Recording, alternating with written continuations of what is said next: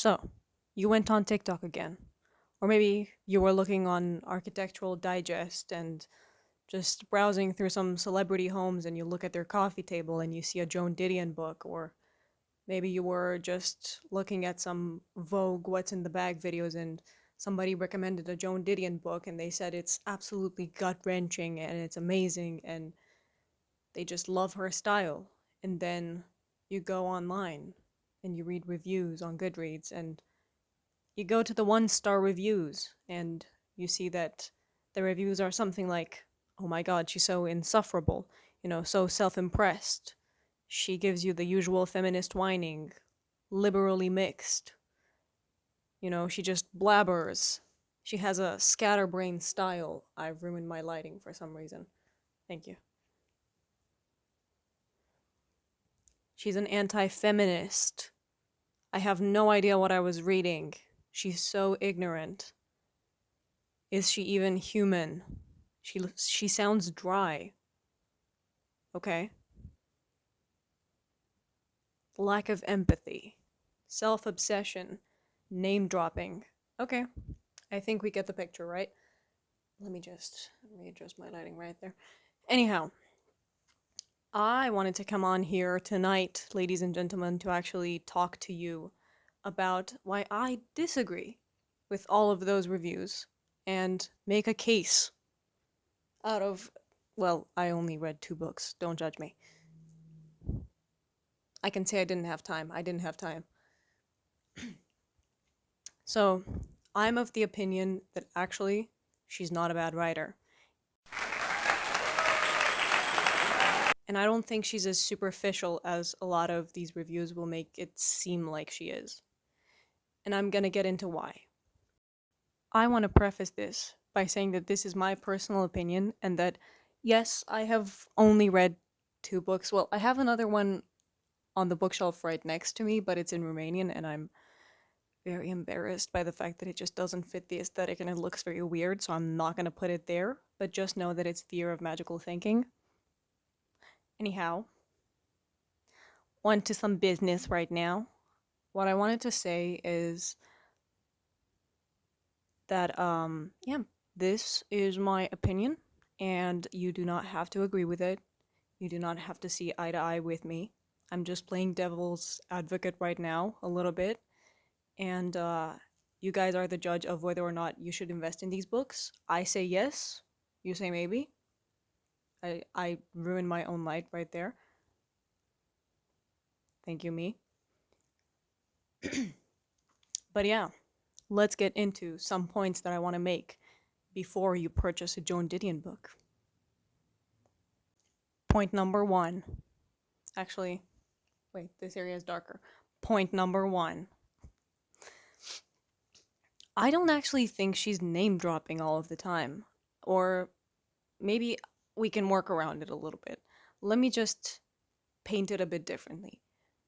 Maybe she's not name dropping all of the time. When, for example, in the White Album, she mentions people like Jim Morrison, she mentions Janis Joplin, she mentions Sharon Tate, she mentions Natalie Wood, and all of that. And I get why a lot of people feel like she's name dropping all of these, old Hollywood celebs, the big guns, what I like to call them. I don't call them that. But I actually think if I were to play devil's advocate in this, I think she's just, think of it as, I don't know, public speaking 101, I'm Cicero. Speeches have, ethos, pathos, and logos. Now, ethos is basically the credibility aspect of the speech. Imagine it this way. Imagine that what she's actually doing, besides, kind of boasting a little bit that, yeah, I do know Natalie Wood, we hang. It's not just that. It's, I know Natalie Wood. I'm part of this scene. Besides being a part of, watching movements and stuff like that and being one of the people, I'm also friends with this person, and I don't know who, but they're famous. And the reason why I say this is because I genuinely think, to some degree, her having these parties, these lavish parties, and knowing all of these people adds a note of credibility to what she says. Whether we like it or not, the fact that she knows Janis Joplin, the fact that she studied, you know, the Smiths and the Smiths, the Doors. TikTok is really taking over my brain. I'm sorry. Anyhow, you get it. I think it really adds to her element of us trusting her when she's reporting certain things. And yeah, sure. I mean, she didn't necessarily have to mention when Roman Polanski dropped wine on her wedding dress, but it kind of added to the story because she puts it in perspective. Because at that time, Roman Polanski was not married to Sharon Tate when he spilled wine. And it ties back into it. And I'm aware that for some people it might seem futile to talk about these things, but I genuinely think that there's the use of this element of ethos. Just, yeah, sure, I objectively analyze movements in society and I'm part of the people, but I also don't forget to mention that I'm privileged and I'm in a pretty high position and I know these people that are really famous, and it makes it almost feel personal in a sense, you know? So, yeah, sure, it is name dropping, but I don't think it's as superficial as people would have it be. I think there's a grander purpose for it, especially watching her interviews and things like that. She doesn't really strike as a snob simply because of how conscious and aware of everything else she is. So maybe it's not useless. Just saying. Point number two. A lot of people complain about how dry and objective and sometimes Vogue like at the same time her way of writing is. And the Vogue like part is gonna play a role maybe a bit in a later point, you know? But as for the dry and way too unaffected and way too rational point of view, I may be a bit subjective about this, but I don't quite understand why people are so bothered by it because a lot of the time we ask of authors, of reporters, of journalists to be as impartial, yeah, as possible when they're, talking about events, movements, and changes in society, in the dynamics, politic, politic, politics. And it's baffling to me that people find it so annoying that she is objective. Yeah, her writing style is very sharp sometimes. Not all of the times, but it truly feels like her sentences are framed and created in a way that they kind of come at you. It's not a nice warm embrace all of the time. She does have some sentences that are nice and aesthetic, and it still is aesthetic even in those sharp ones, even in those sentences that just come at you. But yeah, she's not somebody that is known for having a very suave writing style or some shit like that. Some stuff like that. PG-13. It's not PG-13. Can I say? I don't know. Anyhow, I genuinely think her point of view, her way of writing, is very valuable to the events of the time because it's so impartial and it's so re- it feels like a weather report. It feels like a news report in general. It feels like you're watching the news. It's just this and this happened. this is how things went down, and you, the reader, have the chance to make your own opinion of it. I mean, she's just reporting. And I'm aware that for some people that's going to be not as pleasant, but I do not think people should judge from that perspective. Just say, I didn't like the writing style. Don't say that it's too dry or it's too something. Just say you don't like it. Just say it doesn't match with you. And I'm not going to sit here and tell people, reword your reviews, but reword your reviews sometimes.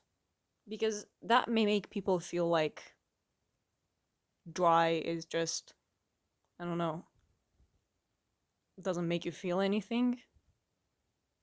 I mean, her reports, what the information that she provides, does make people feel something.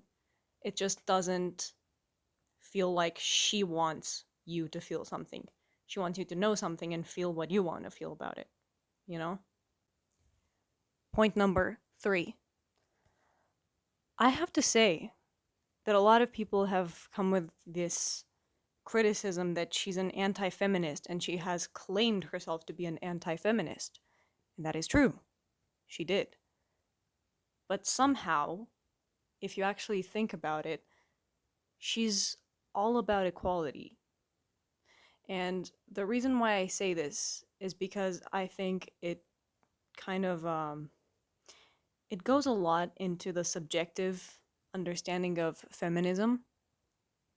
I think, to quote her, the way that she personally felt about it, and I'm not quoting word for word, but she said that the feminism movement, especially in the 80s, was focusing on the wrong things, on too small things, that it didn't have enough patience. And in some way, looking at society today, tell me that she's wrong. Aren't there still issues that are so incredible sometimes to realize about how we view women? Because if you look at the characters that she writes, especially in fiction, she actually doesn't shy away from controversial topics. She doesn't shy away from complex characters, female characters. She doesn't shy away from writing characters that are part of the LGBTQ community. And her criticism wasn't really about feminism, it was about the way that it was handled, I guess. And a lot of people. I read an article where somebody described her as being reflexive anti feminist because she put it through her own filter. And her filter, from what, again, I gather from her books, from her interviews, is that she wanted equality. She didn't necessarily want feminism the way that it was. She wanted something else. And you can see it in her writings. And for this point of mine to be supported, I am going to actually make a bit of an analogy. And that is that she didn't like the idea of women becoming a separate class, you know? Because at some point there was this whole movement of making women a separate class. No, she didn't agree with that, and rightfully so, because she believed that women and men are people. They're humans. They should have equal rights.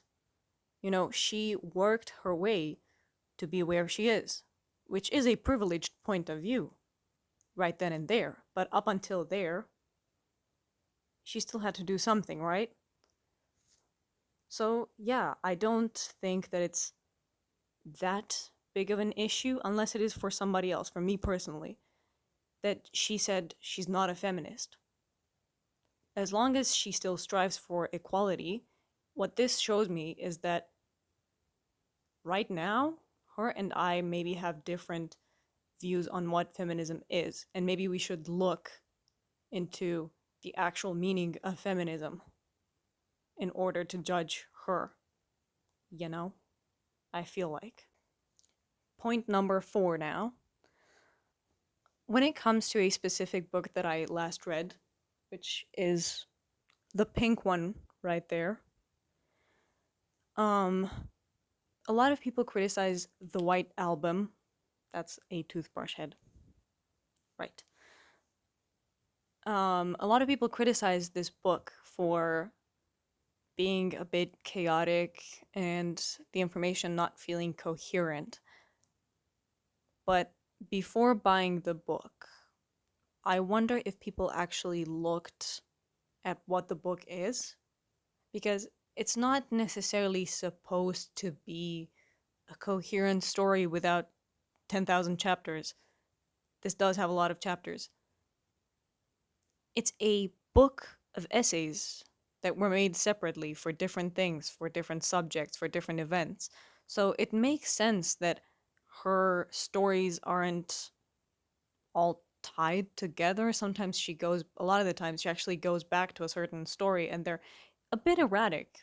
But I feel like that somehow gives you the time to not think about a specific story, for too long. Because, for example, the one with Sharon Tate and again, the whole situation that happened at that time, I'm not going to say it.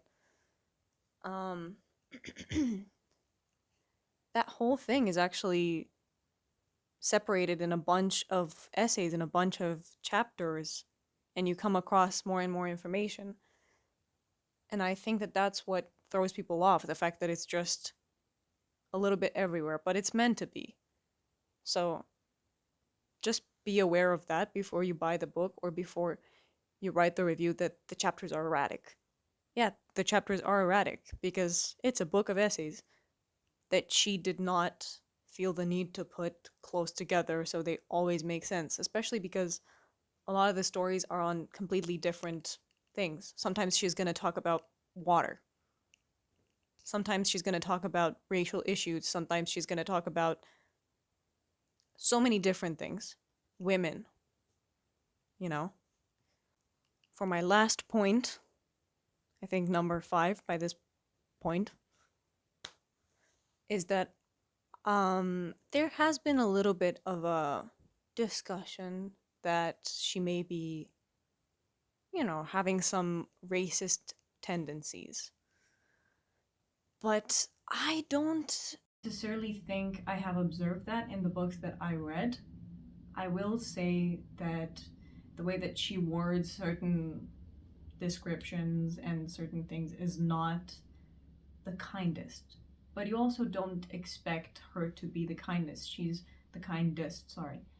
She's a very rational, very analytical, very introspective, puts things through her own filter, but her filter is also quite objective. Like, it's a lot.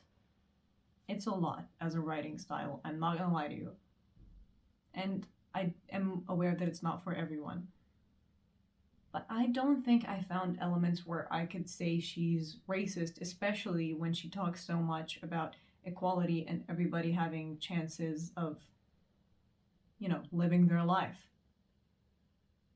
So, although I will say that her writing style can be a bit in your face and feminine at the same time, I don't think it's got a lot of racist remarks or anything like that. I haven't found that. Maybe I'm wrong and maybe I just didn't pay attention to certain passages. Maybe I'm in the wrong right here, but I've seen, I think, one comment, to be fair, but I really wanted to be on point with that.